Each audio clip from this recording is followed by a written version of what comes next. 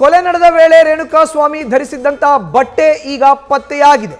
ಹತ್ಯೆ ಮಾಡಿ ರೇಣುಕಾಸ್ವಾಮಿ ಬಟ್ಟೆ ಬದಲಿಸಿದ್ದಂತ ಆರೋಪಿಗಳು ಕೊಲೆ ನಡೆದ ವೇಳೆ ರೇಣುಕಾಸ್ವಾಮಿ ಧರಿಸಿದ್ದಂತ ಬಟ್ಟೆಗಳು ಇದೀಗ ಪತ್ತೆಯಾಗಿದೆ. ಹತ್ಯೆ ಮಾಡಿ ರೇಣುಕಾಸ್ವಾಮಿಯ ಬಟ್ಟೆಯನ್ನ ಬದಲಾಯಿಸಿದ್ರು ಆರೋಪಿಗಳು. ಗುರುತು ಪತ್ತೆಯಾಗದಿರಲೆಂದು ಬಟ್ಟೆಯನ್ನ ಬದಲಾಯಿಸಿತ್ತು ಡಿ ಗ್ಯಾಂಗ್. ರೇಣುಕಾಸ್ವಾಮಿ ಧರಿಸಿದ್ದಂತ ಬಟ್ಟೆಯನ್ನ ವಶಕ್ಕೆ ಪಡೆದಿದ್ದಾರೆ ಪೊಲೀಸರು. ಬಟ್ಟೆ ಬದಲಾಯಿಸಿದಂತ ಆರೋಪಿಗಳು ಯಾರ್ಯಾರು ಅನ್ನೋದನ್ನ ಪೊಲೀಸರು ಈಗ ತನಿಖೆ ಮಾಡ್ತಾ ಇದ್ದಾರೆ. ಕೊಲೆ ನಡೆದ ವೇಳೆ ಧರಿಸಿದ್ದಂತ ರೇಣುಕಾಸ್ವಾಮಿ ಬಟ್ಟೆ ಈಗ ಪತ್ತೆಯಾಗಿದೆ. ಆ ಬಟ್ಟೆನ ಬದಲಾಯಿಸಿದಂಥದ್ದು ಆರೋಪಿಗಳೇ, ಇದೇ ಡಿ ಗ್ಯಾಂಗ್ನ ಸದಸ್ಯರು. ಈಗ ಏನು ಒಳಗಡೆ ಇದಾರಲ್ಲ ಅವರೇ ರೇಣುಕಾಸ್ವಾಮಿ ಹಲ್ಲೆ ಮಾಡಿದಂಥ ವೇಳೆ, ಆತ ಕೊಲೆಯಾದಂಥ ವೇಳೆ ಬಟ್ಟೆಯನ್ನು ಬದಲಾಯಿಸಿದ್ದು. ಈಗ ಆ ಬಟ್ಟೆ ಪತ್ತೆಯಾಗಿದೆ. ಬಟ್ಟೆಯನ್ನು ಬದಲಾಯಿಸಿದ ಆರೋಪಿಗಳು ಯಾರು ಅಂತ ಪೊಲೀಸರು ಈಗ ತನಿಖೆಯನ್ನು ಆರಂಭಿಸಿದ್ದಾರೆ. ಹೆಚ್ಚಿನ ಮಾಹಿತಿಯನ್ನು ನೀಡ್ತಾರೆ ನಮ್ಮ ಪ್ರತಿನಿಧಿ ಪ್ರಜ್ವಲ್. ಈಗ ದೂರವಾಣಿ ಸಂಪರ್ಕಕ್ಕೆ ಸಿಕ್ಕಿದ್ದಾರೆ.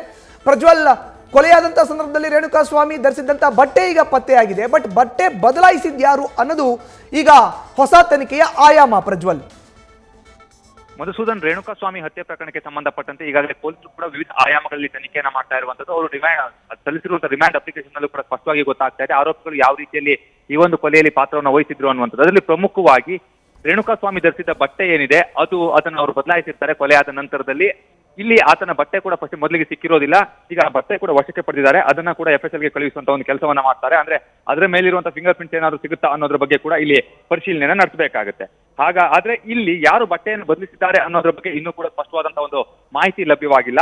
ಇಲ್ಲಿ ಮೃತದೇಹವನ್ನು ಸಾಕಿದಂತವ್ರು ಬಟ್ಟೆಯನ್ನು ಬದಲಾಯಿಸಿದ್ರು ಅಥವಾ ಹತ್ಯೆ ಮಾಡಿದಂತವ್ರು ಯಾರಾದ್ರೂ ಬಟ್ಟೆಯನ್ನು ಬದಲಾಯಿಸಿದ್ರು ಅನ್ನೋದ್ರ ಬಗ್ಗೆ ಇನ್ನೂ ಕೂಡ ಮಾಹಿತಿಯನ್ನು ಕಲೆ ಹಾಕಬೇಕಾಗಿರುವಂತದ್ದು.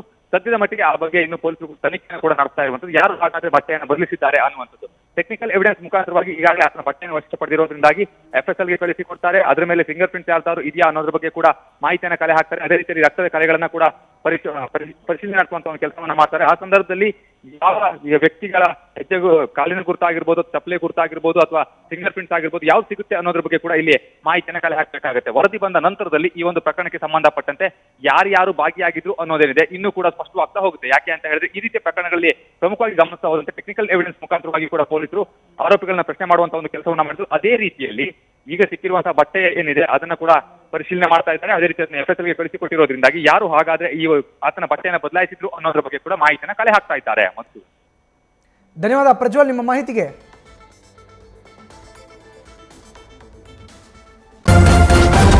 ನ್ಯೂಸ್ ಫಸ್ಟ್ ನಿರ್ಭೀತಿಯಿಂದ ನಿಮ್ಮ ಪರವಾಗಿ.